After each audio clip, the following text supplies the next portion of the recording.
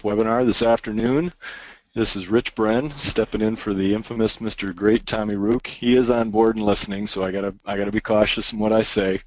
But he's in a remote South Carolina location, and connection's not so great. So, Rich Bren welcoming you today to our monthly webinar. Remember that these truck stops are presented the second Thursday of each month at 2 o'clock.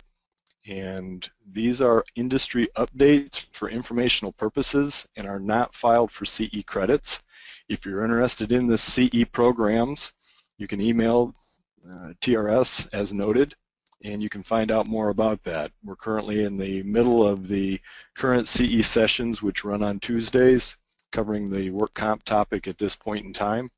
But if you're interested in CE programs, please reach out and find out from Beth and TRS as to what's going on there to help you.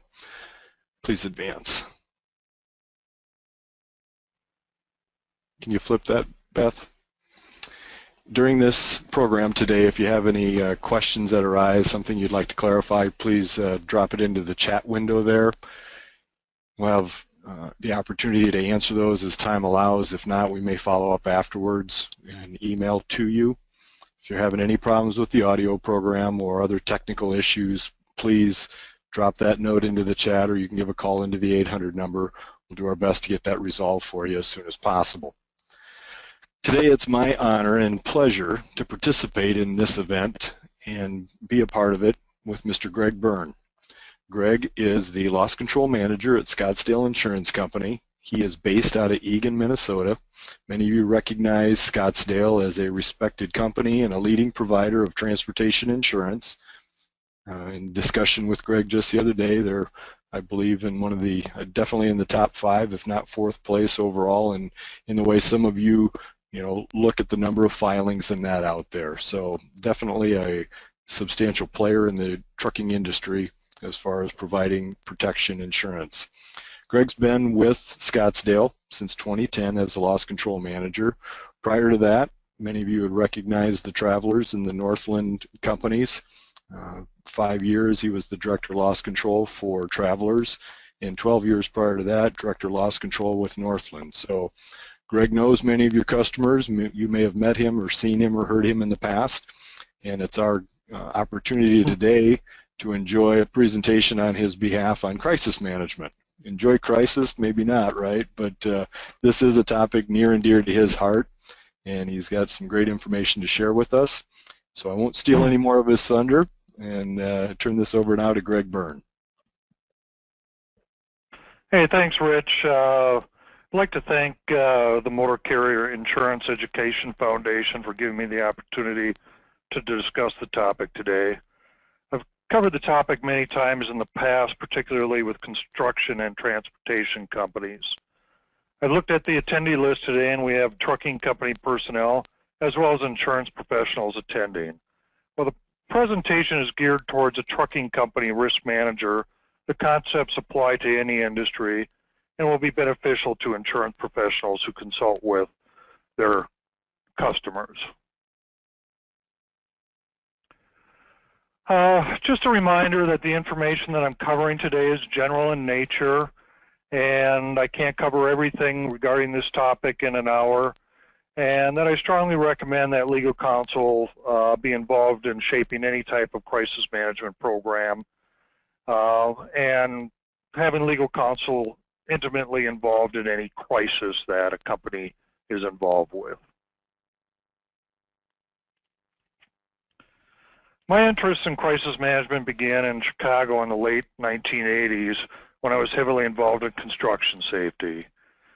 In Chicago, large construction firms were frequently dealing with crises which often made the news, such as a crane falling over in downtown, an excavator cutting off a power line feeding O'Hare Airport, or bribes of public officials or bid rigging. So it was really a hot topic even 30 years ago in the construction industry. Spent quite a bit of time working with contractors to manage that risk and doing a lot of presentations regarding it. In the trucking industry, crisis management has not evolved to that degree, but it is becoming a more important topic, as is evident by the large number of professionals attending today's webinar. When we think about a crisis in the trucking industry, we typically think about an accident in a major urban area, maybe during rush hour, traffic is backed up for miles, or maybe the interstate is closed. One or more persons are killed or severely injured, or hazardous material is spilled. You know, maybe witnesses say your truck was speeding and changing lanes frequently prior to the crash. You know, you have cases of law enforcement finding things like open cans of beer or cocaine in the sleeper, and allegations that maybe the driver had been driving for 14 or 20 hours straight without a break. You know, when you have an incident like that that comes up, it does constitute a crisis to really any size trucking organization.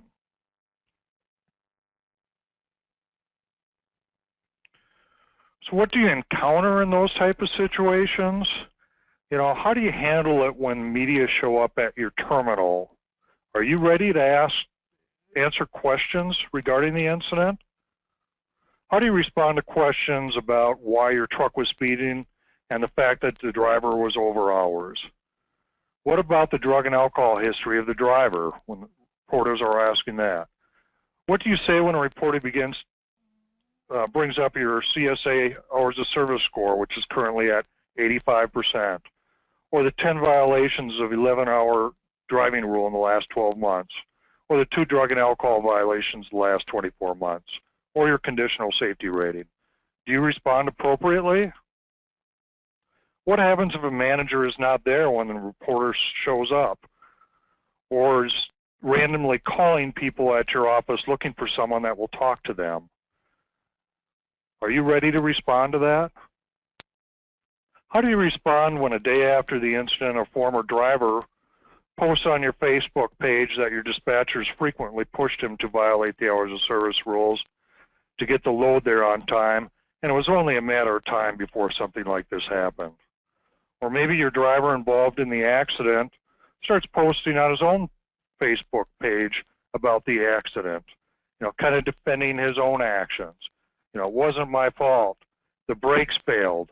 And by the way, I told maintenance about that 2 weeks ago and they did nothing about it. You know, how do you control things like that when social media is such a big part of our lives and people spend a lot of time communicating on social media? When an incident like this occurs, it's not the time to start thinking about what to do or say. You can see there are numerous issues that come up. All organizations should have a formal plan in place to guide them when an incident like this occurs. I want to take a quick survey of how people respond to something like this. The accident I'm talking about, you were managing the company. Would you respond similarly to this? No comment. You'll have to talk to my attorney when a reporter shows up at the door. Do y'all take a couple of 30 seconds and answer this question? Let me know your thoughts. Is that the appropriate response?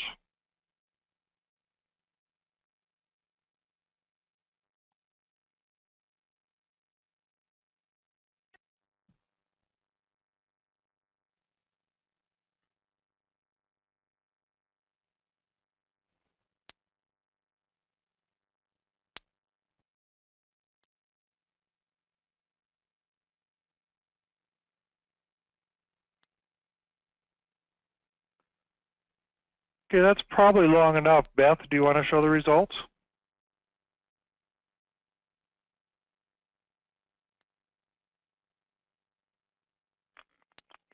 The results are 65% true and 35% false. Okay, good. So 65% true, it's something that you should say, and 35% saying false. Well, good, because a lot of you will be learning some good information today, because actually that is the appropriate statement that attorneys used to talk about in public relations. People used to give, you know, 10, 15 years ago about how to respond to reporters and so forth. But that no longer is really the best practice. The reason for that is this statement gives people the idea that you are hiding something, or maybe are at fault, or don't care about what happened. While we should never say anything that can be used against us in a case like that, it is appropriate in most cases now to confirm that your vehicle was involved in the accident and that you act concerned and show sympathy for those that are involved and indicate you are assisting law enforcement in the investigation. And that at this time you have limited information, cannot speculate on what happened. So you've all heard in the past news stories where a paid attorney gets up and says no comment, and that is, I guess, left a distaste in a lot of people's minds and so forth. Again, they think you're hiding something and so forth. And really the best practice now is to provide some accurate, limited information regarding the incident. I'm going to show you some examples a little later in the presentation about the type of communications that are being given now.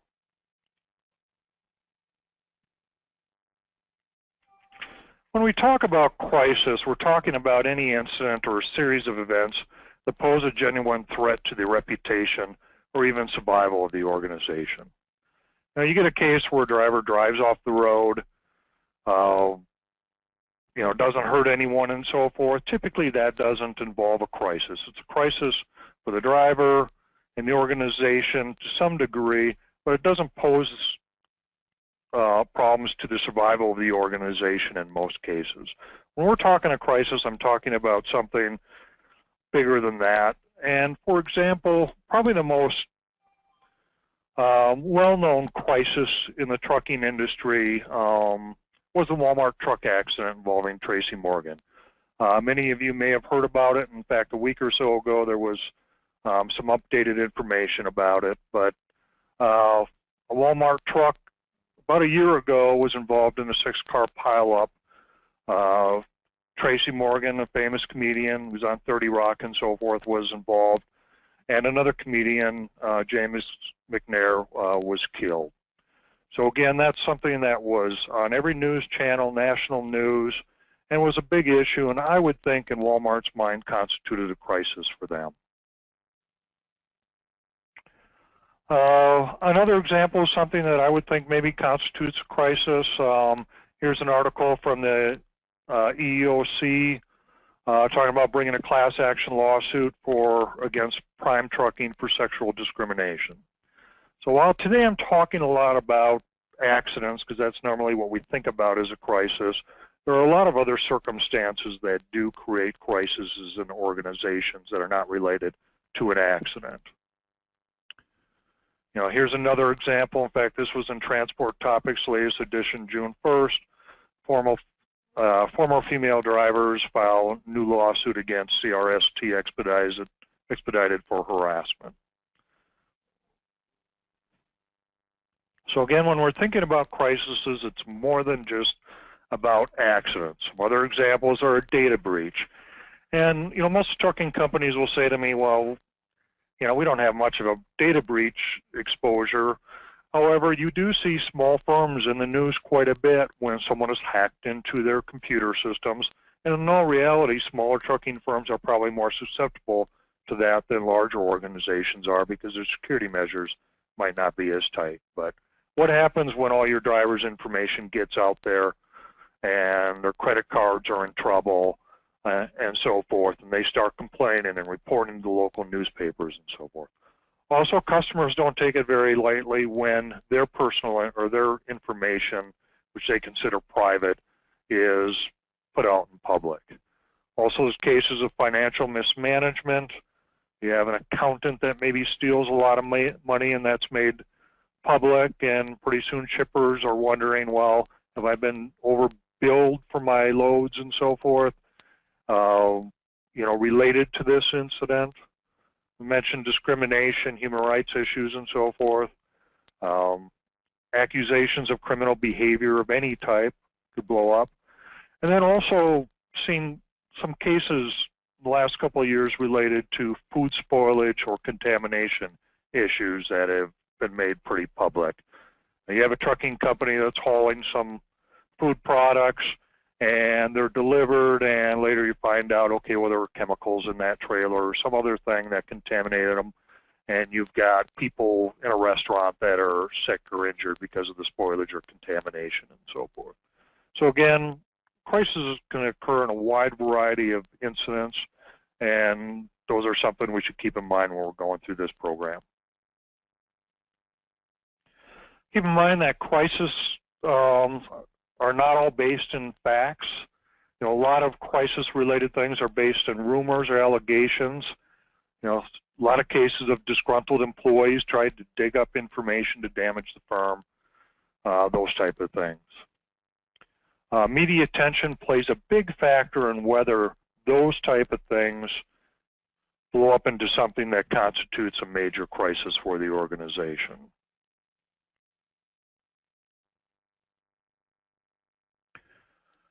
When we think about a crisis, of course, we think about you know, damage to vehicles and property, injury and death to drivers and other, you know, stress and other psychological injuries involved in an incident. Keep in mind that there's also a lot of punitive awards related to big incidents. There's definitely disruption throughout the organization. You know, the case I talked about with discrimination or sexual harassment, those two news stories, and that puts a lot of disruption within an organization, hurts an organization severely. And then also the damage to the reputation of the organization. And that's probably the key thing most organizations focus on when they go into crisis management mode.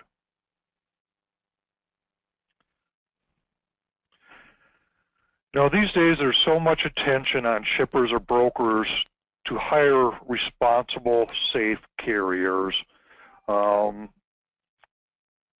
that shippers and brokers do a lot to investigate who they're hiring to handle their loads.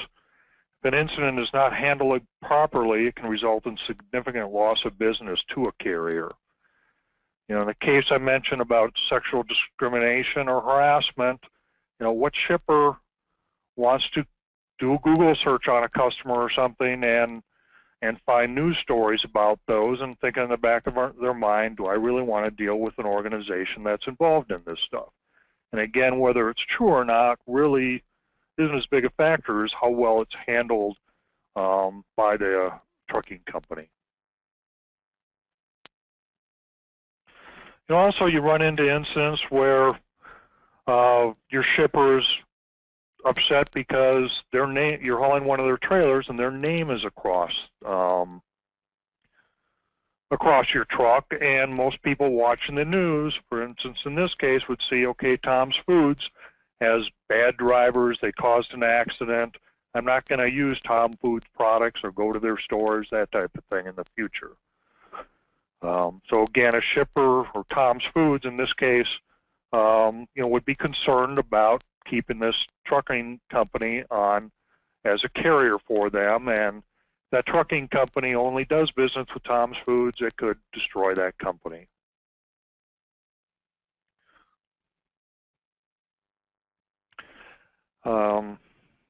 Just to give you an example of how an incident can impact a business, let's look at a case outside the trucking industry. Back in 2013, for those of you from the West Coast might remember, there was an incident in San Francisco where a fire started in a limousine and that was filled with 9 passengers. In that case, 5 of the passengers died.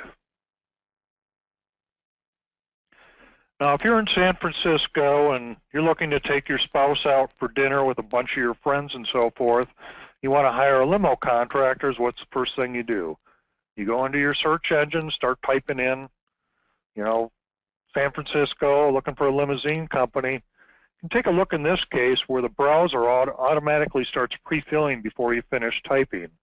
And you start typing in San Francisco limo, and pretty soon you start getting some search results, you know, talking about fire, accident victims, that type of thing. Is that going to make you think a little bit?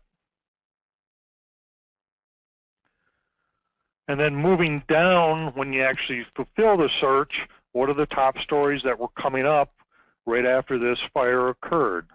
Of course, there were some paid advertisements from the search browser, which I've whited out, but then you start seeing stories about a limo fire.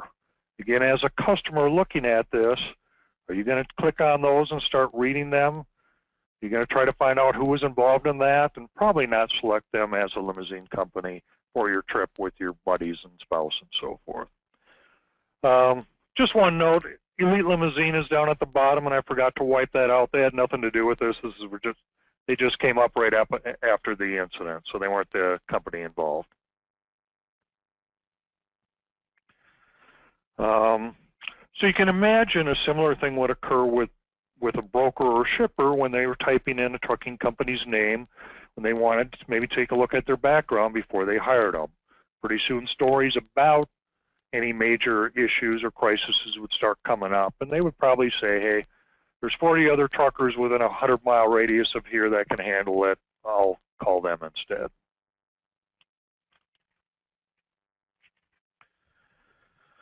Okay, enough about what an incident can create, what type of incidents can create a crisis. Let's look at what can be done to minimize the impact of a crisis.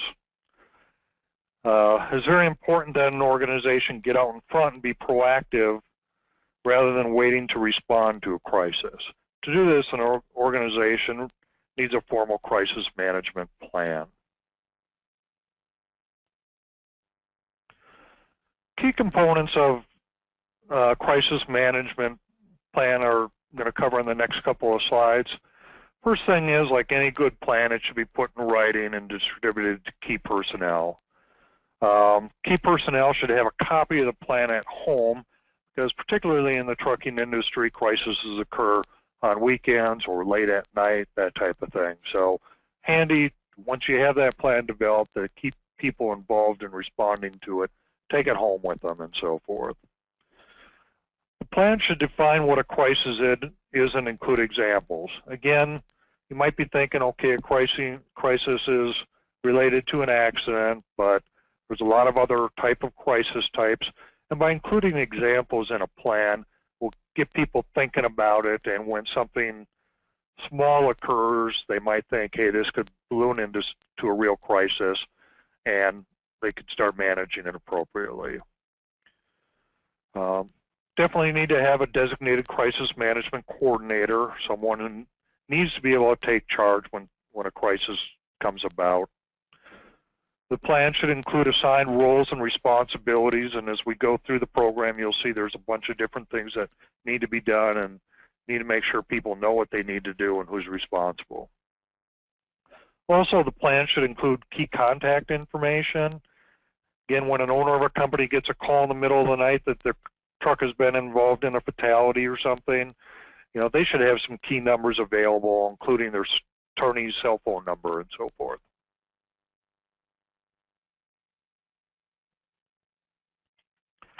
The crisis management plan should outline what's required in the first 48 hours after a crisis is learned about.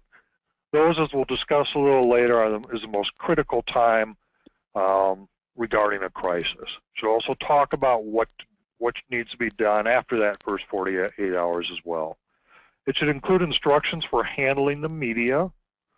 Should include instructions for monitoring news sources, the web and social media, and it should include an organization's crisis management policy.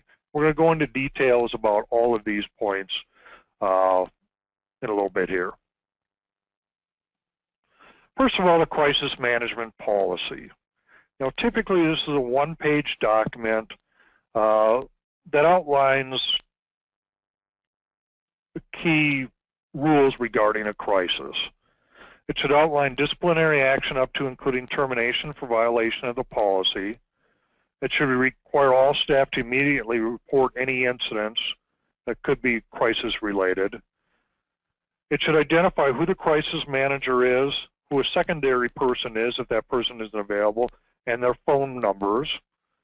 And it should require all management and supervisory staff to report in immediately.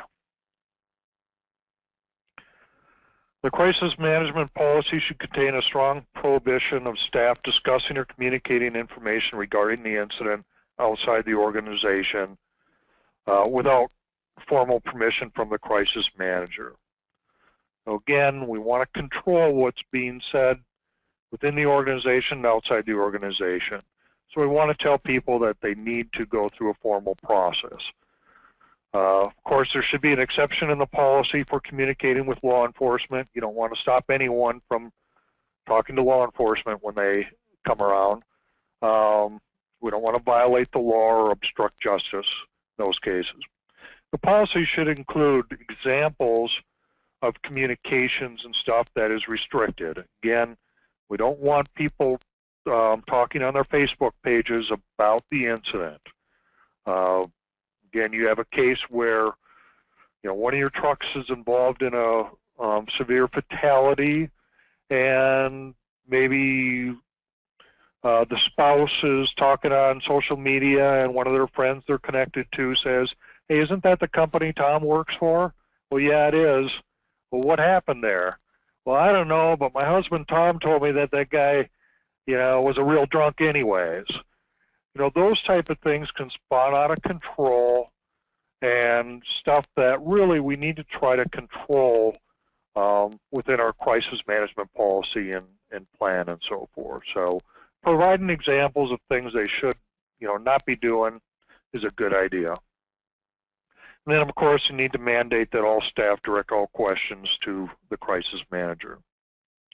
Now, the policy doesn't have to be a separate documentation. I've seen a lot of organizations just incorporate these rules into other policies and procedures they have, and that's perfectly fine. It's just important that all employees understand, what kind of issues those are.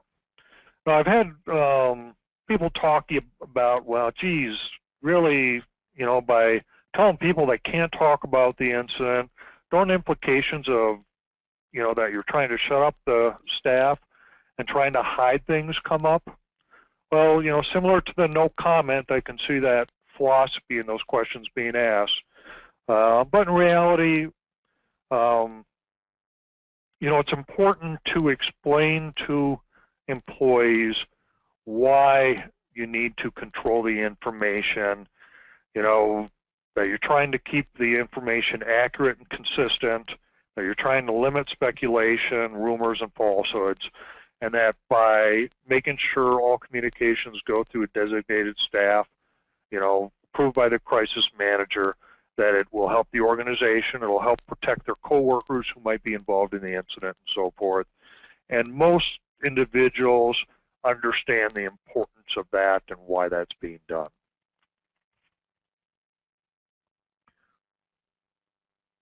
Of course, with any crisis management plan or risk management plan, supervisors and managers need to be aware of it and trained in it. And regarding the crisis management policy we talked about, which should be something that's signed by all staff, that should occur during orientation, at least annually there afterwards.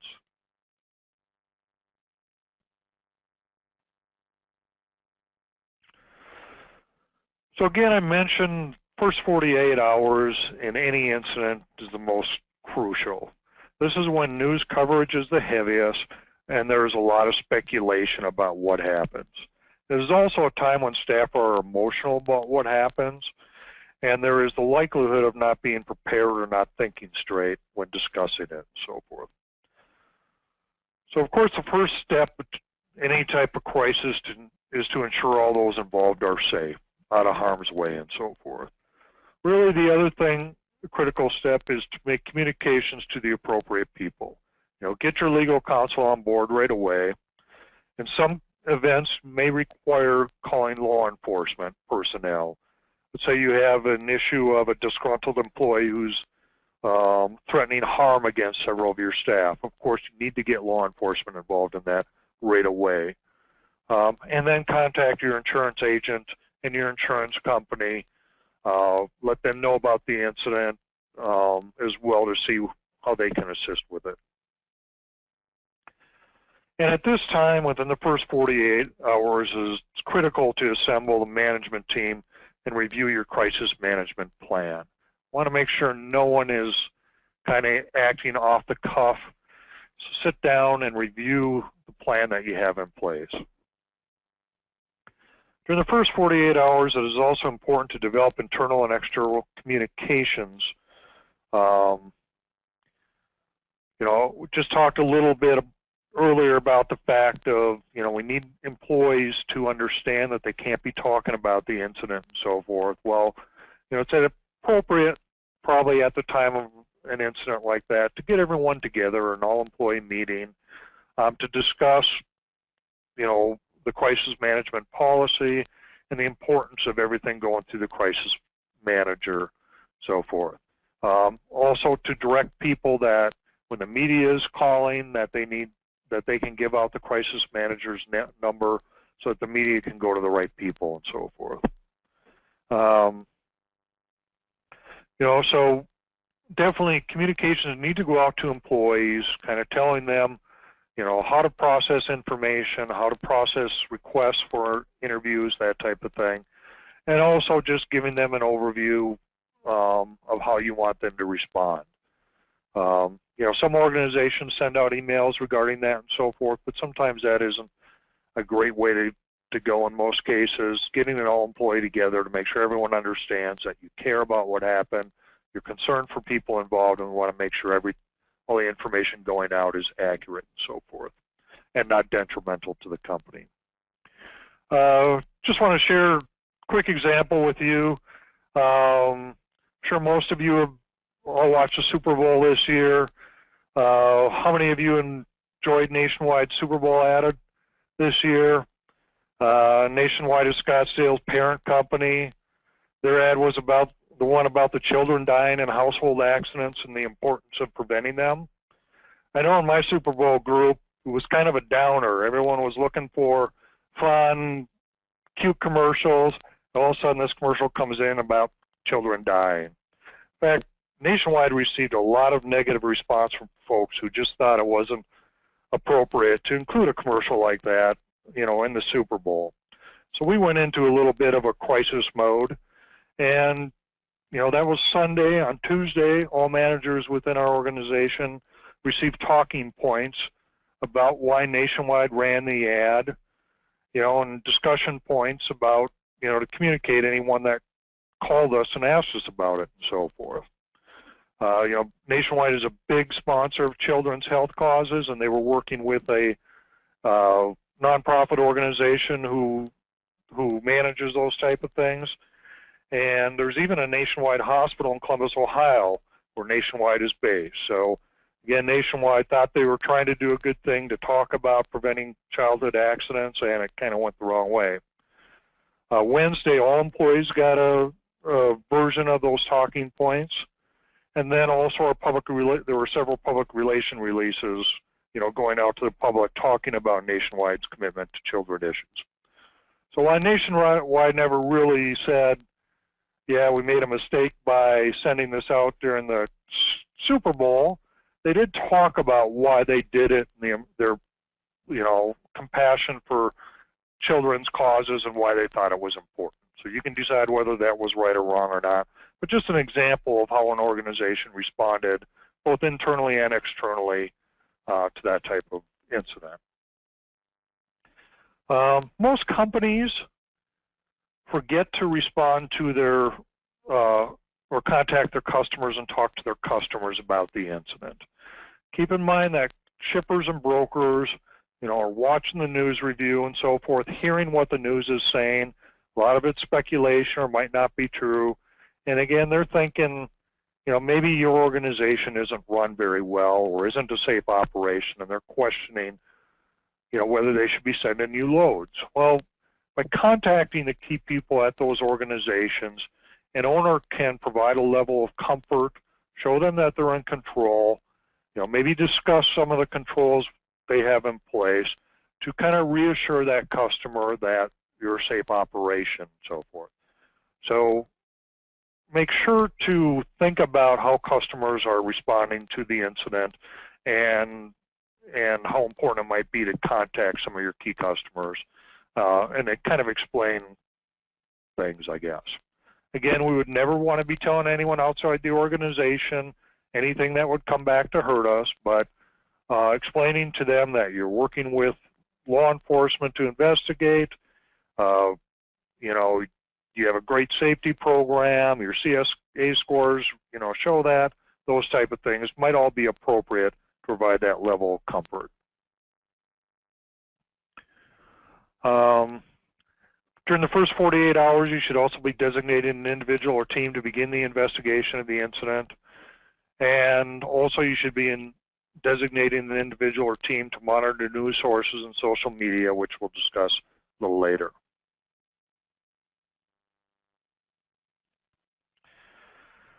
So that's during the first 48 hours, some things an organization really needs to respond to. That's a critical time period. After 48 hours, there still needs to be constant attention to what's going on.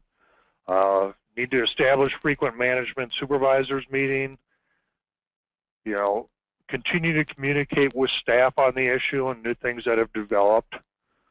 You know, formalize your plan for communicating with key customers.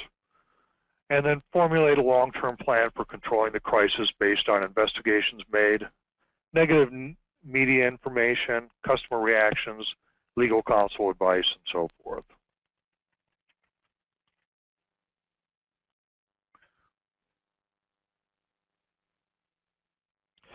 Okay, we talked about how a crisis can impact an organization, why an organization should have a crisis management plan, and what the controls should encompass. And I want to move into dealing with the media and the importance of monitoring social media. First of all, it is important to remember that people that work in the media are real people that have a job to do. Most are good people that just want to report the news well, get paid, and spend some quality time with their family. Like all of us, they tend to respond better and think more highly of organizations that treat them well and respond to their needs. So if you want to paint a positive picture of your organization when you are involved in something negative, treat them with respect.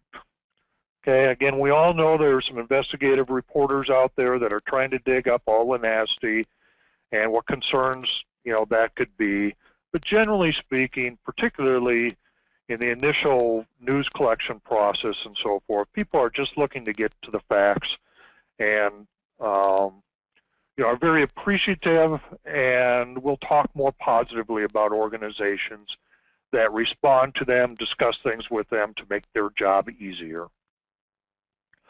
So key thing with communicating with the media is to return media calls immediately. The crisis manager, who should be responding to media requests, is not available.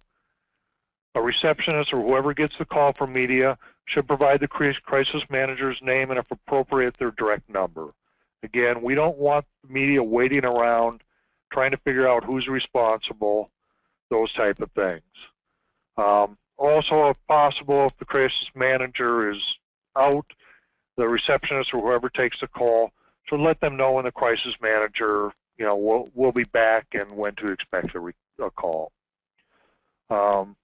Perfectly fine when responding to a media, just particularly within the first 48 hours, is to state that you really can't talk about it much. Again, I'll get into some examples of what you should talk about, but it's perfectly fine to tell them that you're still collecting the facts and that you will get back to them and when you will get back to them. Again, to be respectful to the media, realize that they have deadlines to meet. If a news reporter calls you at 3 o'clock to ask you information about an incident that occurs at 10 o'clock that morning, you know, again, you don't have a lot of information. You need time to collect your thoughts and so forth. Ask them questions like, well, when do you need to get the information by? When is your story cutoff deadline? You know, again, trying to be as accommodating and respectful of them, knowing that they've got to, you know, do their job and report something. Again, respecting them equals positive image for your organization.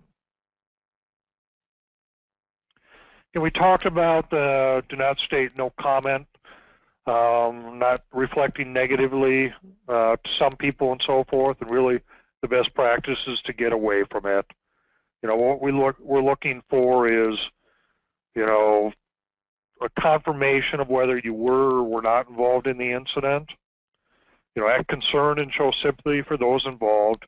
Indicate you are assisting with law enforcement in the investigation, and that at this time you have limited information and cannot speculate on what happened. And remember that the media has to report something, and it is better that you give them accurate information they can use rather than them obtaining information from unreliable sources. They call the owner of the company says, hey, my lawyer said I can't comment on it, too bad, hang up, goodbye. What is the media going to do? They're going to start digging for information about your organization on their own.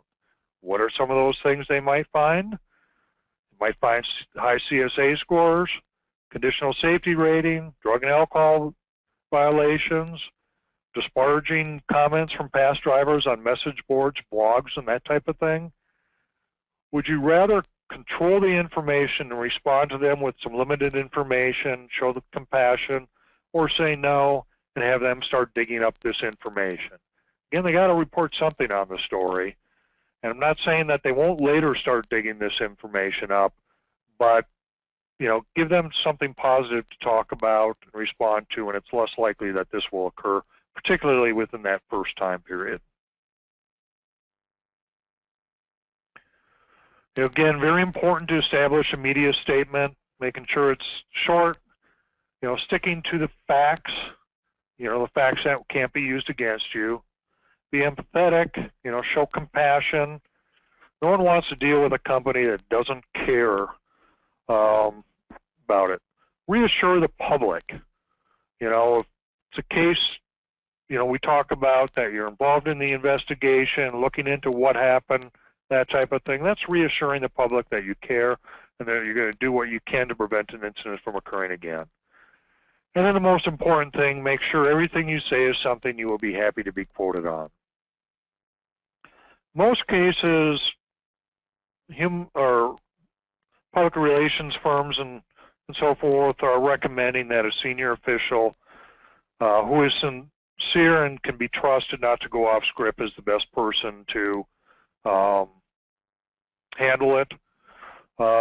Many of you know of trucking company owners that might not be the best people to respond to the media and so forth. So in that case, you might want to pick an operations person, human resource person, or someone that you feel comfortable with that will project a positive image and that can stay with the script. Most organizations, particularly the bigger ones, are going away from having a hired attorney give a script, because again, it kind of gives that impression that maybe you're trying to hide something, that you're not compassionate, and so forth.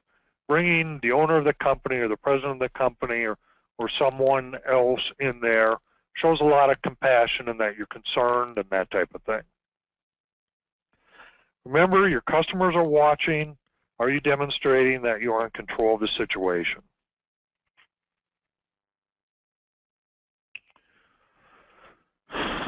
When researching crisis management, I came across this interesting statement. It's by Lanny Davis, who was the former counselor to Bill Clinton. And his comment was, tell it early, tell it all, tell it yourself. Now, we don't advise telling it all, but, going back to some political type things, which is always relate in crises, how you see happening when people get out front in something, tell it early, tell it yourself, and so forth, results in the story being minimized as far as the time it's out there in the media. If you don't want to say something, if you don't want to say a lot about it, media are going to keep dragging it up and trying to dig over a time period. And this particular individual, who was a counselor to Bill Clinton, thought, hey, the best way to do it is to tell it early, tell it all, and tell it yourself, and it'll blow over quickly. Now, again, I'm not recommending that, but I just thought it was an interesting, quote.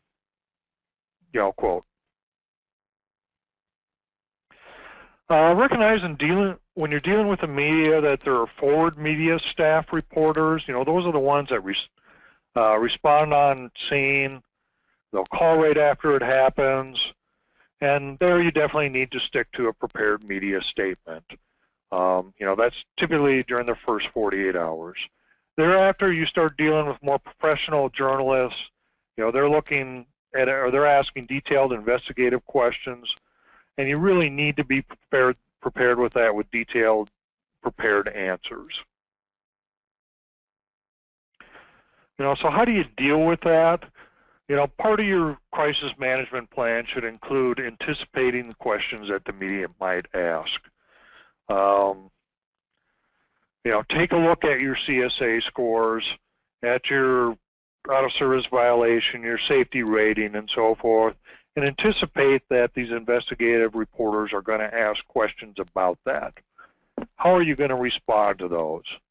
So again, sit down as a group, have a bunch of people brainstorm, if they were a reporter, what questions would they ask, and then create a list of responses to those questions. Of course, any response to questions should be reviewed with legal counsel to make sure that they are appropriate and so forth and won't be damaging to you. But there are a lot of cases where you can respond positively.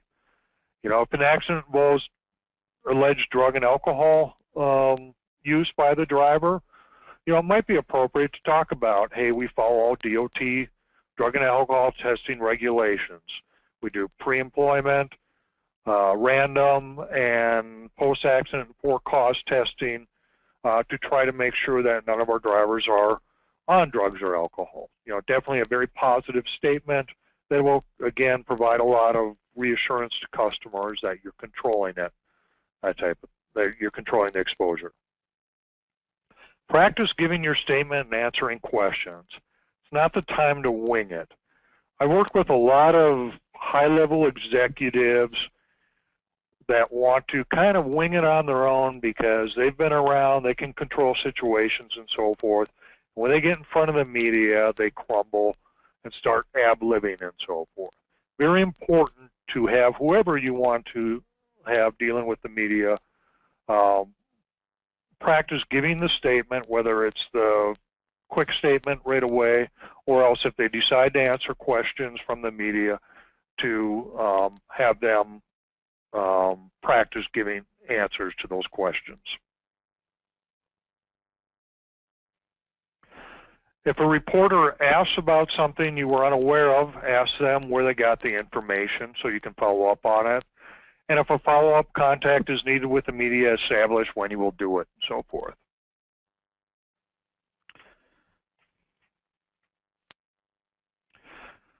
Okay, now we're going to talk a little about posting information on your own website and dealing with news as it circulates through social media. And that's kind of the topic we're going to finish up here on. In order to appear as transparent and as possible and be empathetic to what happened and so forth, it may be appropriate to post information on your own website or social media sites. A benefit to posting your information is that it is clear.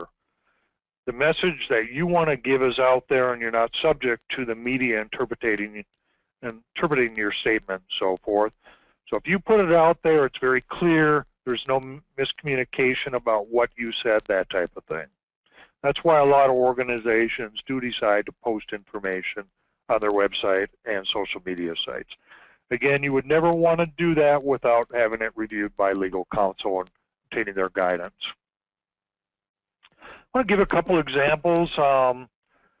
This was posted on a website of an airline. It was a foreign airline that was involved in a crash in the United States where people were killed. So right head up on their website, first thing you saw is this statement. We at so-and-so would like to express our utmost sympathy and regret for the distress experienced by passengers of the flight. We continue to actively cooperate with all governmental institutions in the ongoing investigation. So again, they decided they wanted to show some compassion and show that they were communicating or working with law enforcement and so forth to investigate the whole incident. And I don't know if I would use "we apologize most deeply," so I'm not saying that's a good example because it might show that you were at fault. However, I think in this case, the airline was thinking, boy, no one else was at fault for this incident, so we might as well apologize for it. Again, I'm not recommending that by any means, but just showing you an example. Also on their website, they had a whole tab or web page dedicated to information about the accident, which included their press conferences, press releases, briefings, and then a contact page for media or anyone to contact to find out more about the incident and so forth. So they tried to be very upfront regarding the incident, and that's how they responded.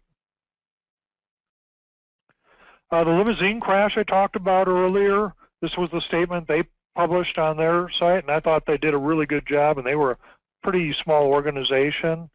You know, again, they were expressing their sadness for the tragedy that occurred, indicating they will do everything possible to investigate and trying to bring closure to the victims and their families. Again, you know, thought it wasn't too bad of a statement for such a small organization. We started off talking a little bit about the Walmart incident, and you know, I just wanted to share a couple of things. Again, I'm not making a statement about how Walmart handled it, but just an example. The incident occurred in June. Here was a communication I saw on Transport Topics in July. You know, our thoughts continue to go out to those involved in the accident, their families and friends. We're cooperating fully in the ongoing investigation. You know, we will know it will take some time to resolve, and they're committed to doing the right thing for all those involved.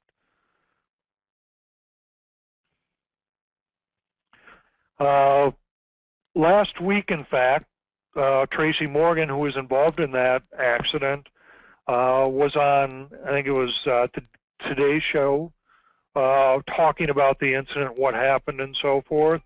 And Tracy Morgan was extremely upbeat and positive about Walmart. And I don't know what was involved there, but I would say that Walmart probably did a pretty good job of handling that crisis. In fact, Transport Topics Express, for those of you that get it on a daily basis, June 1st it had this title article, Tracy Morgan video, Walmart has stepped up.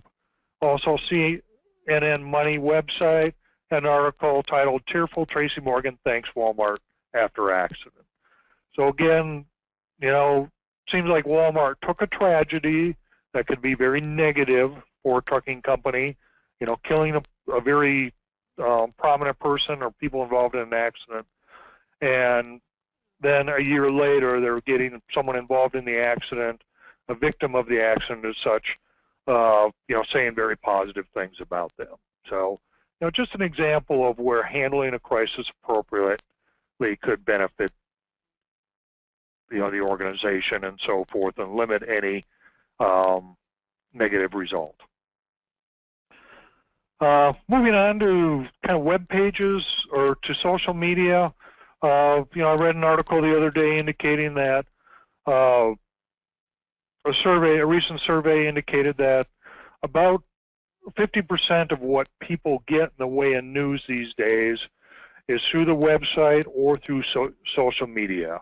So it's important to be thinking what's being said about you on blogs, newspaper websites, social media, industry journals, and that type of thing, and how important it is during that crisis management plan to outline who's responsible for monitoring those type of stories so you can respond appropriately and so forth. Just an example, most of you familiar with a couple of years ago, Carnival Cruises had, you know, some problems on their ships, and there was discussions about you know, toilets not working in full and so forth because the systems weren't working. If you went on websites looking under cruises, you know, news stories would come up talking about poop cruises and that type of thing. Well, I was kind of monitoring that, and I saw that Carnival Cruises did a very good job on their website page and so forth and on their blogs of having people responding to people's criticisms and concerns. In fact, they even had people on that were still on the ship, still out in the ocean, you know, responding, hey, I can't use the bathroom, I have no water, and so forth. People were responding on the website, which everyone could see. There people were responding about what they should do and sorry and those type of things.